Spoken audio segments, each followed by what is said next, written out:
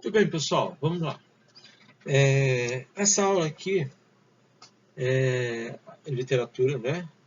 De literatura é uma aula para complementar, né?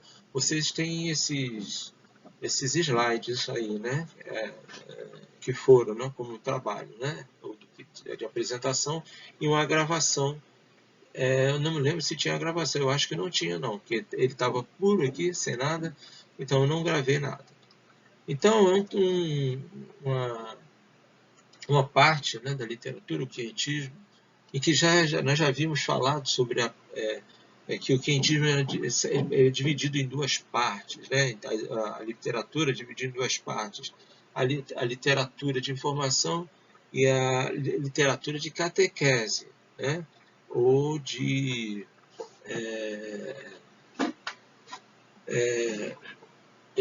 tem um outro termo em que eles usam também, né?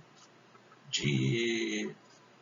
Agora não me fugiu a palavra, mas você tem esses dois tipos, né, específicos de textos.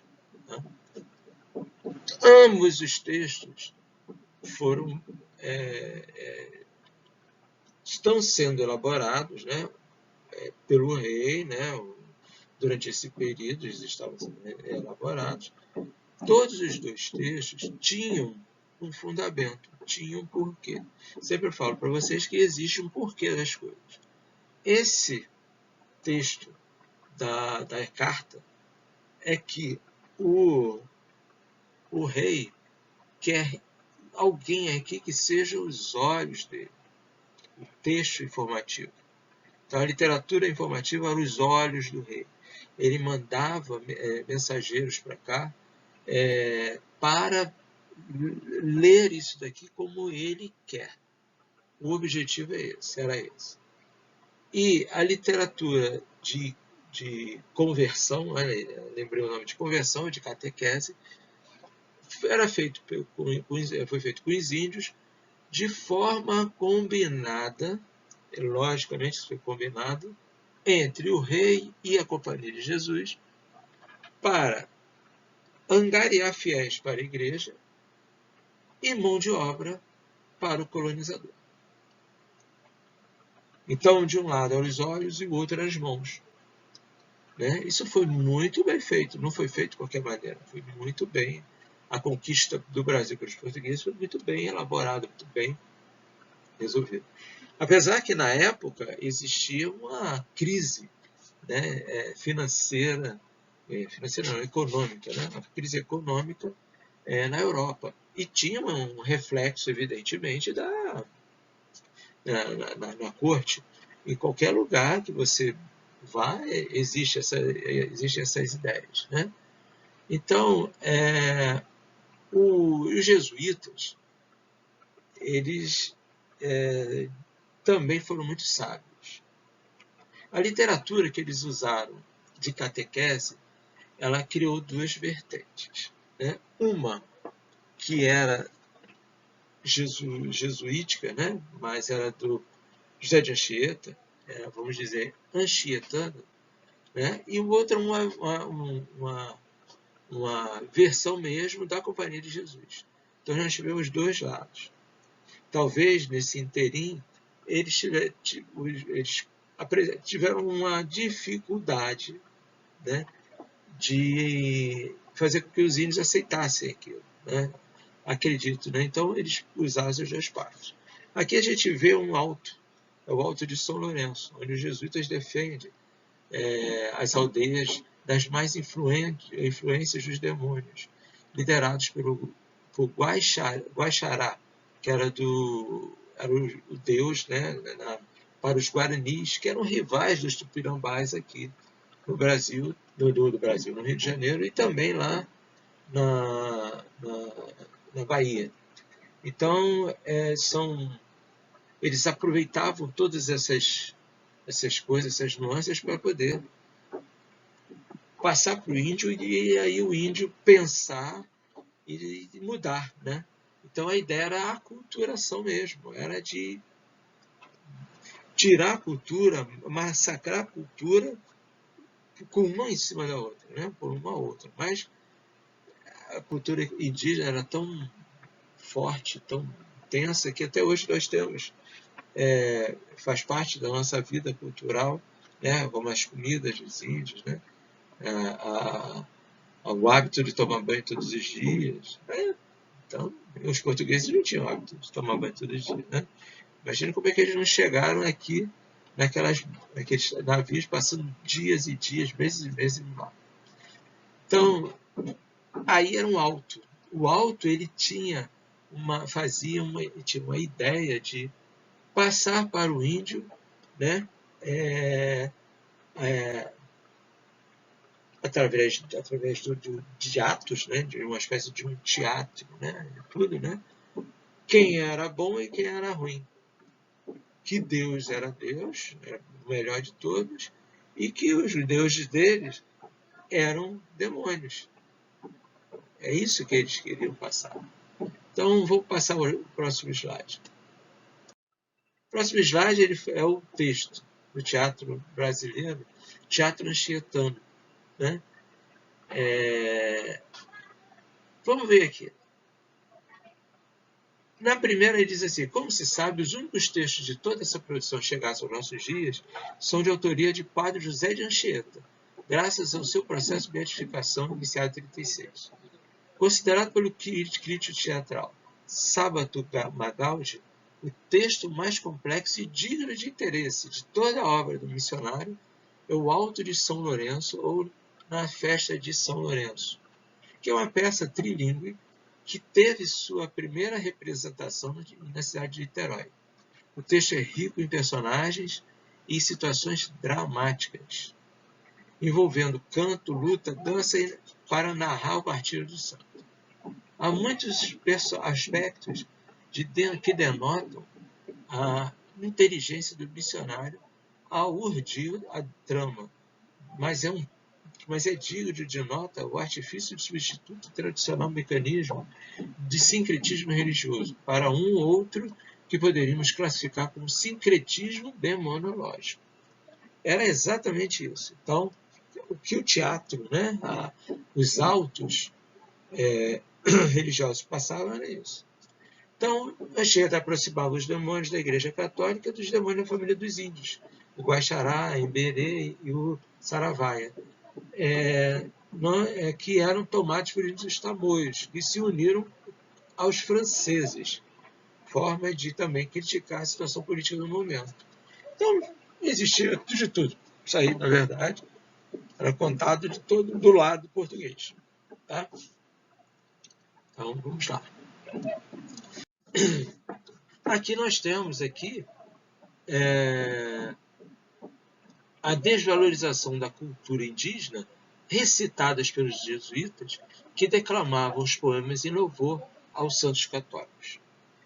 Essa é a segunda, eu acho que segunda parte, né, da literatura de catequese, que são os poemas de louvor. Os poemas de louvor, eles recitavam que santos católicos, o sofrimento dos santos católicos, né, de modo a trazer o índio para esse santo católico como objetivo da salvação. A ideia era essa.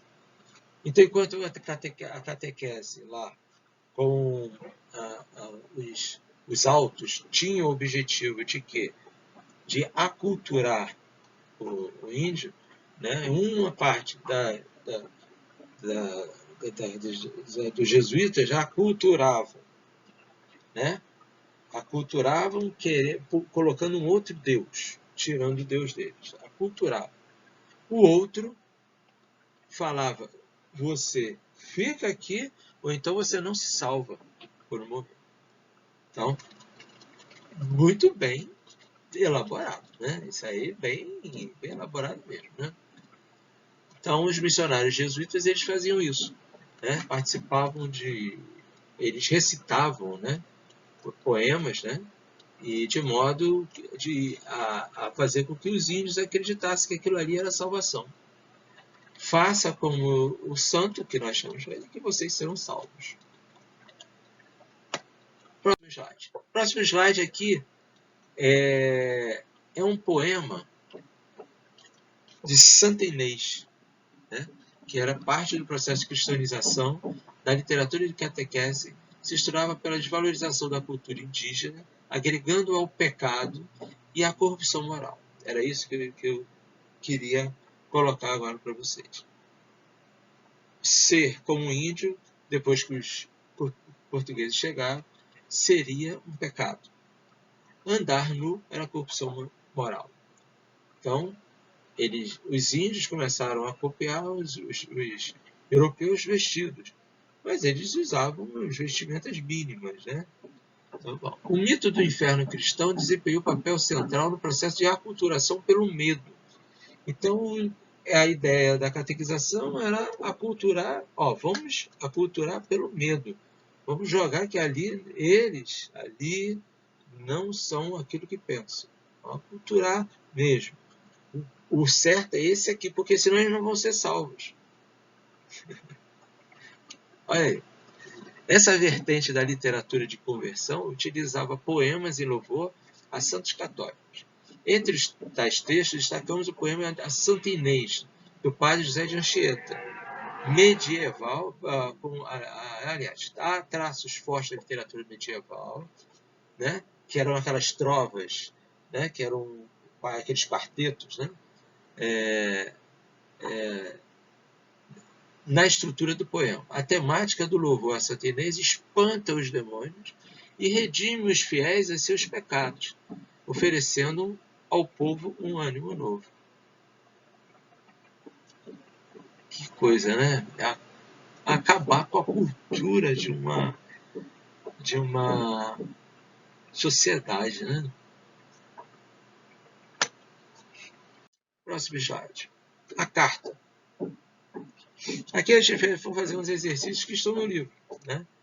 Que diz o seguinte, que é a carta que o capitão, quando eles vieram, estava sentado numa cadeira, aos pés de uma alcatifa por estrado, e bem vestido com um colar de ouro muito grande ao pescoço. E Sancho do Tovar, e Simão de Miranda, e Nicolau Coelho, e Aires Correia, e nós outros, que aqui na nau com eles íamos sentados no chão. Nessa alcatifa, sentados no chão nessa alcatifa. Acenderam-se tochas, e eles entraram. Mas nem sinal de cortesia fizeram, nem de falar ao capitão, nem a alguém. Todavia, um deles fitou o colar do capitão e começou a fazer acenos com a mão direita à terra e depois para o colar, como quisesse dizer-nos que havia ouro na terra.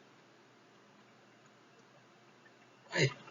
E também olhou para o castiçal de prata e assim mesmo acenava para a terra e novamente para o castiçal, como se lá também houvesse prata. Os olhos do rei. Eram os olhos do rei, as cartas.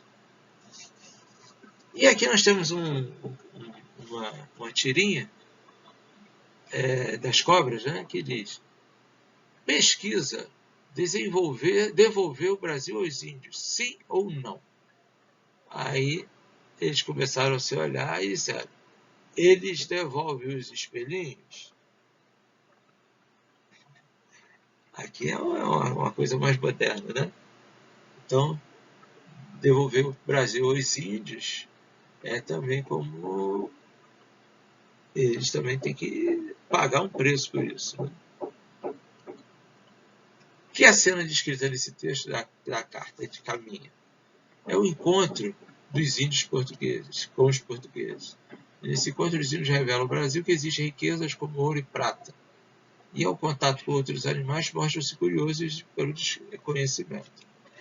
Essa carta tem uma parte em que ele narra da seguinte forma: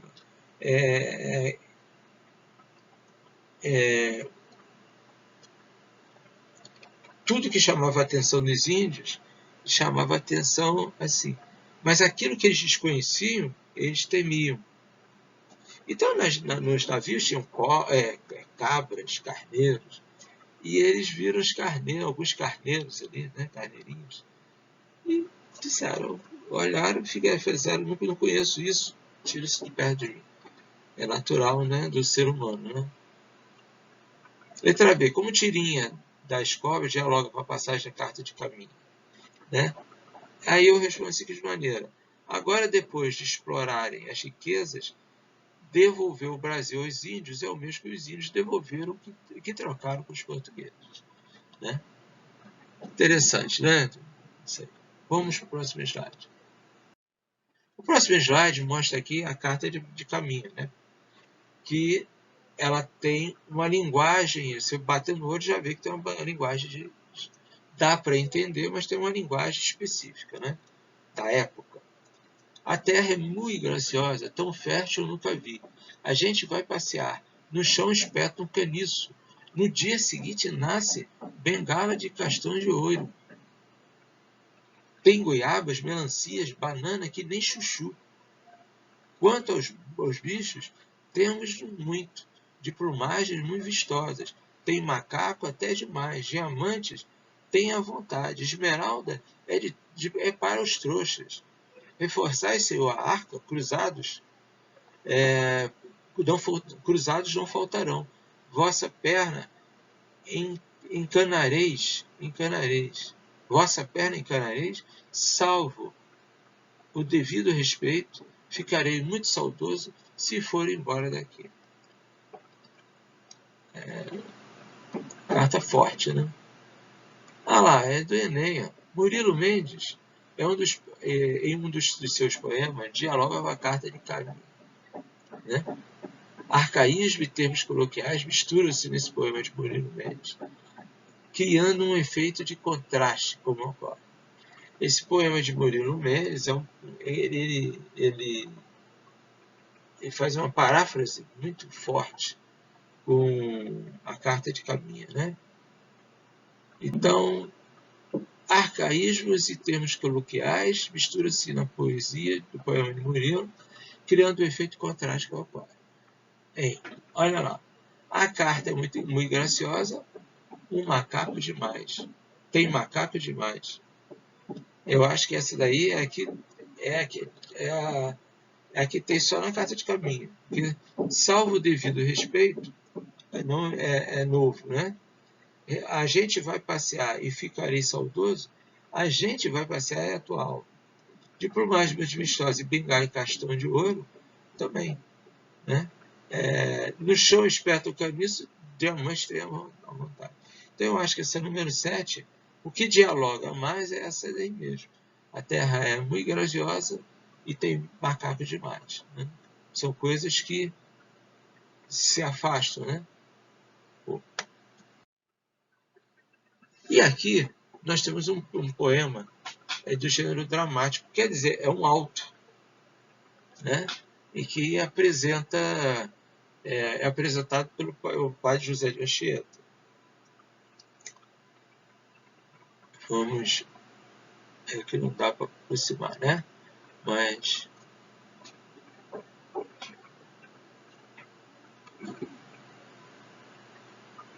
que fazeis, menino Deus, nesta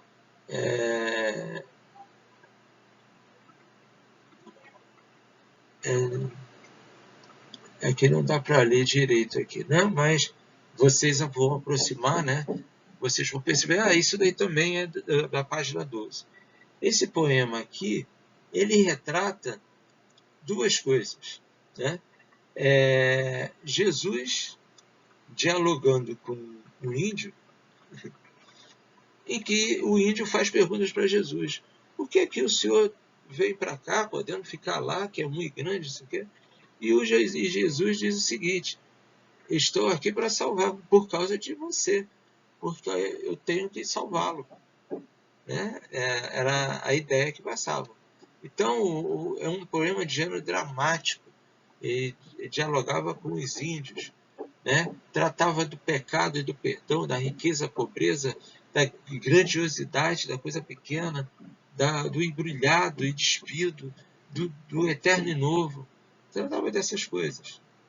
E no final, Jesus era a salvação. Tá? Ainda no poema tem 4 apóstrofos, né, utilizados pelo pecador para dirigir-se ao menino Jesus. O apóstolo é uma figura de linguagem, caracterizada pela evocação. Determinadas entidades caracterizam-se pelo chamado do receptor, do imaginário, ou não da mensagem. Então ó menino Deus, ó muito formoso, ó menino Belém, santo menino. Então ele chamava no poema, ele usava desses apóstolos, tá? Né? Que hoje você pode chamar de evocativo, né? Pode chamar de evocativo. O pronome voz é, em princípio, a forma gramatical. Então, ele usava voz como uma mostra de respeito, né, a Jesus, já catequizado, já sendo um homem catequizado. E aqui a página lá do trabalho de casa que eu passei para vocês. Olha só, gente. Muito legal, né? O quintismo, a gente pensa que tem pouca coisa. Essa foi a carta de caminho, algumas poesias dos jesuítas. Não, teve muita coisa interessante. Muita coisa nasceu aí interessante, tá? Então, vamos estudar para a prova, tá? E aguardar o resultado, né? Gente, um abraço para vocês, tá? Tenham uma boa semana aí.